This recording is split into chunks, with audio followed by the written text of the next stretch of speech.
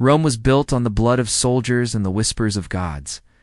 But one tale was so grotesque, so unholy, it was buried beneath centuries of silence. His name was Gaius Septimus Varro, a forgotten legionary who dared to do the unthinkable. He cut open his own body, not to end his life, but to invite the gods inside. They say his wound became a gate, a living passage between mortal flesh and the divine. When he was healed, he became a conduit for the gods, a living sacrifice. Some believed him chosen, others called him cursed. But all who saw him swore that Rome itself trembled. Tonight, you will witness the story of the Roman soldier who opened himself to the gods and was never the same again. Gaius Septimus Varro wasn't born for greatness. He was simply born. That much is certain, unlike many details of his early life, which have been lost to time. What we know is scant, gleaned from brief mentions in histories and from inscriptions chiseled onto stone, the latter offering more questions than answers. We don't know where he was born or when, though it may have been around 170 AD, or if he hailed from Italy or one of Rome's far-flung provinces. What we do know is that he eventually joined the Roman army, rising through the ranks until he reached the esteemed position of a military tribune, an elite officer commanding part of a legion. Around 218 AD, his unit was stationed on the frontier, a place we now call France, tasked with keeping distant tribes out of the empire. There is nothing remarkable about this posting. In fact, it's rather mundane, except for one detail. On the edge of civilization, men like Gaius could get lost. They could be crushed by the weight of Rome without making much noise. But Gaius, according to the tales, was not like other men. Not long after his arrival at the remote fortress of possibly near modern-day Toulouse, he began hearing voices. Now, normally, such ailments were common among soldiers. Long campaigns, bleak landscapes, and dangerous foes weighed heavily on the mind. Add alcoholism, despair, and exhaustion, and it's easy to see why hearing voices might be considered a normal ailment. Gaius's case was different, or so he believed. You see, he didn't think these voices were his own mind breaking. He thought they were gods, according to a soldier named Titus Flavius, who confessed to seeing Gaius perform his ritualistic self-mutilation. The voices came first. Gaius apparently heard the gods whispering, demanding attention. And when no one else listened, they chose him. Eventually, Gaius decided that he must prove himself worthy. He meticulously carved patterns into his body with a dagger, drawing power from the pain. Wah. And when he was sure he was ready, he invited his comrades to watch him open the gate to the gods. No one knows exactly what he meant, but it soon became clear that he planned to rip open his abdomen. See, most Roman soldiers weren't stupid. They knew full well that if you slashed open your gut, you wouldn't survive. So what they saw next was not merely an example of a man cutting himself open, but a demonstration of something far grander. That day, the god spoke through the soldier, bearing his very essence and proving himself worthy. This is how some scholars believe that ancient pagans practiced ecstatic prophecy by inflicting pain on themselves. In doing so, they heightened their senses, pushed beyond the limits of mortal perception. If the gods whispered to them, they would listen, or so they hoped. And while we have no evidence that Gaius was trying to hear the gods, it makes sense that he would want to hear them. After all, if you're going to spend hours carving wounds into your body, you'd probably want to know why. But when Gaius showed his comrades the swirls he'd etched across his chest, everything changed. Instead of understanding the meaning behind those symbols, his friends panicked. Some fled, others called him mad, while a handful stayed, enthralled by the spectacle. As he cut deeper and deeper, painting his body with blood, Gaius promised that he would unlock the door to Olympus, the home of the gods. He then began chanting the words, a mixture of Latin and something much older, something that sounded pre-Roman, primitive. Scholars believe that this type of practice was common in the ancient world, though we also know very little about it. See, oftentimes historians are given scraps of information. Not because the past was poorly documented, but because large parts of it were never written down. Most people in the ancient world couldn't read or write. So many customs and beliefs were transmitted orally. While historians have done their best to piece together the history of Gaius and other Roman soldiers like him, there are entire chapters missing from their stories. All we can do is try to reconstruct what happened based on the few pieces we have. And so, when Gaius carved patterns into his body, He wasn't just opening a door to the gods. He was opening a doorway into a forgotten past, into a time before Rome dominated the Mediterranean, a time when human beings still feared the gods. And as he cut his guts open, he crossed the threshold. Suddenly, his comrades weren't watching a Roman soldier, they were watching a pagan priest. And when the gods spoke through Gaius, it was like listening to the ancestors. Unfortunately, the text describing this event doesn't tell us what the gods said, only that it sounded terrifying. Some scholars believe that it was a recording of a ritual, while others think that the author was simply trying to convey a feeling. Either way, the result was the same. Everyone watching Gaius felt the earth rumble as if the ground itself was groaning. And when lightning cracked overhead, everyone saw the swirling marks on Gaius's chest glow as if illuminated from within. But this is where the story diverges. See, when Gaius finished his ritual, he survived. In fact, the soldiers claimed that he was fine, or at least better, after being gutted. But if this is true, then he would have died almost immediately. You see, the intestines are delicate. They can easily rupture, spilling their contents into the abdominal cavity. This would kill someone within minutes. But somehow, Gaius lived. And that was the real miracle, the real reason that this story endured for centuries. You see, humans want to believe in miracles. They want to believe in gods. And if that means believing that a man can rip open his guts and survive, then by Jove, we'll believe that. But wait, there's more. See, not only did Gaius survive, but he continued living for years. The source describes him as rotting away, though it doesn't explain what that meant. Did he live another 10, 20 years, slowly decaying? Or did he die soon after this event, though his body didn't decay? If he truly ripped his guts out, he should have died instantly, but he didn't. And this is where the story becomes even crazier, because in some versions, Gaius isn't able to survive at all. The soldier who confessed to witnessing the event says that Gaius died after showing his comrades the gate to the gods. Other sources, however, claim that he survived and was revered as a saint by pagans and Christians alike. And that's right. Despite not dying instantly after ripping open his stomach, he was revered as a saint. See, Gaius's story shows us that there are always multiple narratives for any event. Historians can discover only a few of them, and we must use our imaginations to fill in the gaps. Unfortunately, historians don't agree on what to make of Gaius. Some think he was crazy. Others think he was a liar. Some think he was a genius, and others think he was a martyr. Perhaps the truth was somewhere in between, or maybe it was none of those things. After all, we do not know if he really did open a door to the gods, or if he merely pretended to. Maybe he was a soldier who cut himself open and survived, or maybe he was never a soldier at all. You see, Gaius's story, whether real or imagined, helps us understand the Roman world. It reminds us that there were countless ways to interact with the gods, both public and private. It also reminds us that sometimes those interactions didn't go as planned. And when the gods weren't pleased, they let mortals know. But most of all, the story of Gaius teaches us that even if we have no idea what the ancient world was like, we can still learn from it. We can learn about ourselves and about the world we live in today. As always, thanks for watching. If you enjoyed this video, please consider supporting my work. Your support helps me continue uncovering the secrets of the ancient world. Until next time, remember, the past is never dead. It's not even past. Gaius was a soldier, nothing special. In fact, you probably wouldn't have heard his name unless his belly hadn't burst open during a battle, revealing something extraordinary. Word spread faster than wildfire in a dry forest. By the time whispers reached the capital, Gaius was no longer just a wounded soldier. He was a man who had torn open the veil between men and gods. Priests debated in shadowed temples whether this was sacrilege or revelation. Some claimed it was merely madness brought on by fever and hunger, yet others, behind locked doors, admitted an unease. What if he had found a way to invite the divine into flesh?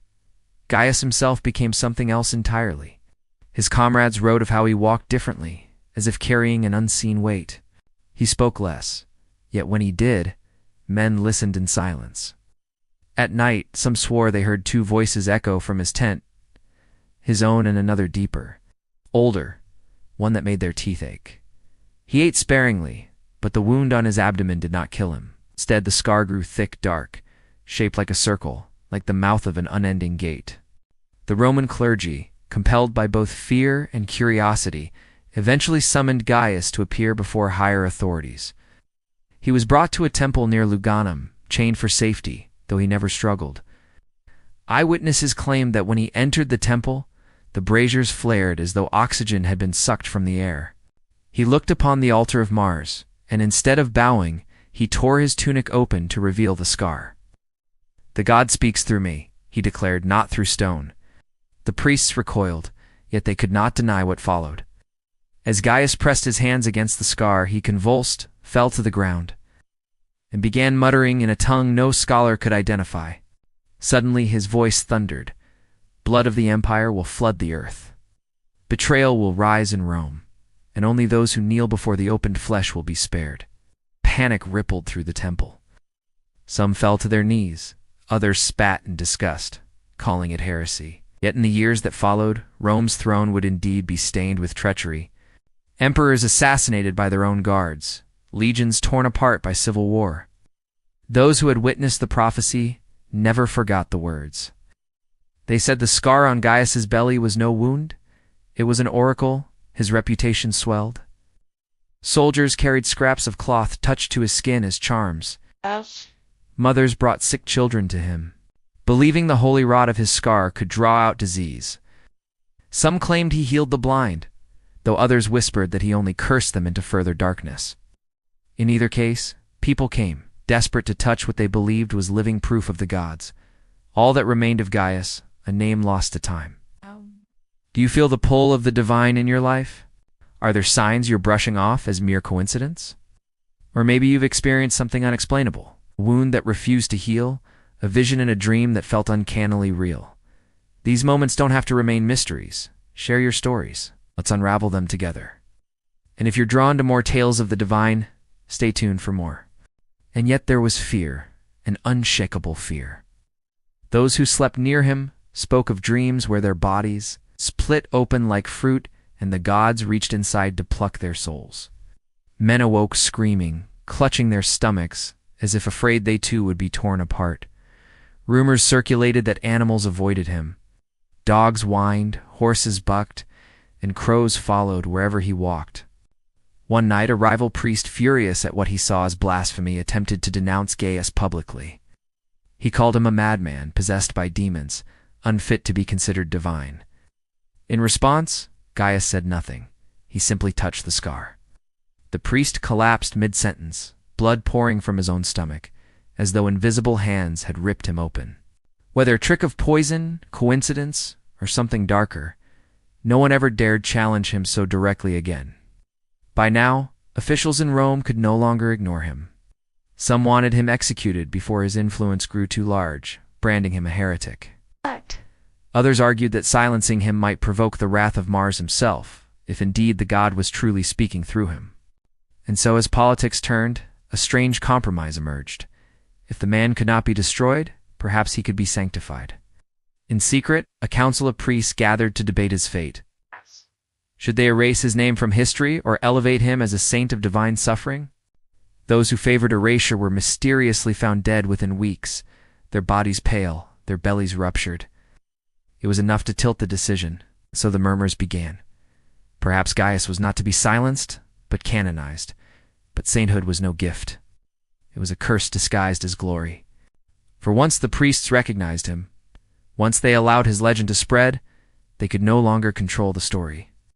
Ordinary Romans began carving crude shrines, painting him with a gaping wound in the belly, surrounded by red halos. Children chanted his name in alleys. Soldiers carried his image into battle, and the cult of the open flesh was born. It was not Rome's official religion, at least not yet, but it grew like mold in the cracks of an empire already trembling. The darker it grew, the more those in power began to realize. What had begun as the madness of one soldier now threatened to consume the faith of thousands. From the ashes of that empire, a new power would rise, a new god. But how could a people who embraced chariots of fire and devoured men in the Colosseum embrace the suffering Savior? How could Rome, the embodiment of earthly power, submit to a crucified man whose followers smelled of death and decay? Well, not all of Rome. A small band of scholars, philosophers, and dreamers gathered in secret. They were the first Hermeticists, followers of Hermes, the messenger of the gods, the patron of travelers, thieves, and merchants. They were outcasts drawn together by a shared hunger for hidden knowledge, for forbidden texts that revealed the true nature of reality. They scoured the edges of the empire, collecting scrolls in crumbling libraries, deciphering clay tablets in forgotten tombs. They sought wisdom, but wisdom is a double-edged sword. The deeper their insights, the more perilous their path. The teachings they uncovered were too dangerous to keep hidden, so they encoded them in symbols and parables, burying their meaning just beneath the surface of plain sight. Yet even in the darkest days of the empire, a few caught glimpses of their hidden meaning. There were rumors of secret gatherings, whispered conversations around dying fires. The Hermeticists knew that power flowed from the manipulation of energy, and energy flows where attention goes. So they cultivated curiosity, letting rumors swirl, dropping cryptic hints, allowing outsiders to think they had deciphered the secrets when in truth the true mysteries only deepened. This is ancient Rome. You are watching The Hermeticist. If you want to understand the hidden meaning behind the symbols of power, then pay attention, because this is where your journey begins. This is the first time I have ever narrated my own work. It is a story from a world where the Roman Empire has been infected by something ancient and implacable. Its title is Alarum, and it comes out today from Tor Nightfire. When I started writing this novel, I didn't realize how much of a love letter it would become to Rome. But as I learned more about the city, its history, the myths it wove around itself, the more I wanted to set my story there. And so the empire is the backdrop for this tale, but it's also a character in itself, stoic, pragmatic, frightened, yet susceptible to hysteria. And the creeping dread of alarums mirrors the unease of those who watch it spread, unsure whether they should embrace it or fear it. It's a pleasure to see Rome given over to something as primordial and inexplicable as this. It's sort of like watching a god test return to the ruins of Olympus. And I hope readers enjoy seeing these two worlds collide as well. The other thing I really wanted to do with this novel was write a story that was fundamentally about feeling, a story where the heartbeat of the characters, the physical sensations of their bodies and their minds were the core of what the story was about. And that was the hardest part of the book. Learning how to write a visceral narrative that doesn't just resort to gore or sensationalism. So here's the thing. Back when I finished this book, I sent it off to the publisher, and then I basically moved on. You know, when you put a book out into the world, you say your piece, and then it's up to everyone else to do what they will with it. So I had no say over the cover art, no control over how it was marketed. I couldn't insist that they use my preferred pronunciation of Lilith. So I let it go, and I got on with writing the next book. But apparently some fans have found my feelings about Lilith so overwhelming that they have taken matters into their own hands, so thank you for that. And while we're talking about things I have no control over, that seems like a good time to mention the elephant in the room. The reason we're even doing this tonight, instead of me reading an excerpt from the book, which is what we usually do for launch live streams. I am unable to read aloud tonight because of a situation with my voice, so I recorded myself narrating the opening pages of Alarum earlier today, and that's what you're going to hear instead. Also, in case you can't tell, I'm not supposed to be on camera tonight either. I am currently in full retreat from the monster that is making my voice hoarse. But I wanted to say hello and thank you to all of you for being here tonight. I don't usually come out to play for a book launch, but I figured I owe you all that much, so here I am. Now, before I leave you to the wonderful performance of Ben Tanti, who happens to be my favorite person to narrate my books, I want to say that my thoughts have been with everybody affected by the flooding in Vermont and the fires in Hawaii. If you'd like to help out the relief efforts in Maui, you can visit the official website for Maui Strong Fund. The link is right here. Just follow the link in the description below. The money is going to be used for food, supplies, medical care, housing, and funeral expenses. So, I am pretty bad at this whole author thing. I get uncomfortable very easily, and I get more uncomfortable the more people are watching me. And unfortunately, I've had to do a lot of author stuff lately. I think I've worn out whatever reserves of charisma I had, a lifetime ago. So I'm going to be super brief here. I'm just going to say thank you to everybody who's supported me and my work, over the years. It's been an extraordinary run, and I'm very glad to be sharing it with all of you. Thank you to the publishers, the agents, the librarians, the reviewers, the podcasters, and most of all, to the readers who made this community possible, I am endlessly grateful to each and every one of you for supporting me, for supporting this book, for supporting the performance of the book. And I hope you get a chance to check out the audio if you haven't already. I think Benny Boy knocked it out of the park. You know, I'm very proud of this book and I'm very glad to share it with you. I hope you enjoy it. And now I'm going to pass it over to Benny, who's waiting patiently in the wings. And if I seem a little bit tired, it's because I am. So thank you again to everybody for coming, and happy Alarum Day. It's an amazing book. Let's go. Winter's lamps guttered, and still the scar pulsed like a second sun beneath Gaius's skin. By now, he was no longer a soldier nor a man, but a living shrine, a walking oracle. Pilgrims trailed him across provinces, beggars, matrons, centurions, all hoping to glimpse the wound that never healed. They called him Sanctus Aportus, the saint of the open flesh, though no decree had yet dared carve his name upon marble. The church muttered heresy, yet priests secretly pressed wax tablets to his scar, hoping the impressions would carry prophecy. But power is a jealous master. Rome's rulers could not allow one man's wound to command more devotion than temples gilded in gold, and so a plan was made. On the eve of the spring equinox, when crowds pressed too thick around him, imperial guards seized Gaius under the pretense of protecting him. He was dragged to a subterranean chamber, a place of silence, its walls blackened by centuries of sacrifice. Their senators and bishops gathered to demand, was he vessel or fraud?